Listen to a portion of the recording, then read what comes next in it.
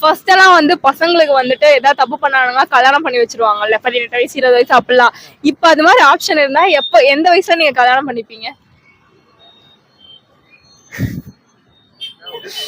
இல்ல அந்த ஆப்ஷன் இருந்திருக்கலாம், இல்ல அது நல்லதுக்குதான். ஆனா இல்ல அபாலிஷ் பண்ணிட்டாங்க, என்ன பண்றது. இருந்தா எந்த வயசுல கல்யாணம் பண்ணிருப்பீங்க? எனக்கு தெரிஞ்சு ஒரு மெச்சூரிட்டி அப்படின்றது இன்னுமே வரல. ஒரு 30 அப்போ தான் எனக்கு தெரிஞ்சு கல்யாணம் பண்றதுக்கான கரெக்டான வயசு என்ன கேட்டீங்கன்னா. அப்பதான் ஒரு மெச்சூரிட்டி இருக்கும், லைஃப்ல என்ன இருக்கும்னு இருக்கும். பொண்ணும் சரி பையனும் சரி செட்டில் ஆயிருப்பாங்க. ஃபினான்ஷியலா எப்போ ஃப்ரீடம் ஆறாங்களோ அப்பதான் ஒரு ரிலேஷன்ஷிப்ல என்ன கிடைக்கணுமோ அதை எதிர்பார்ப்பாங்க.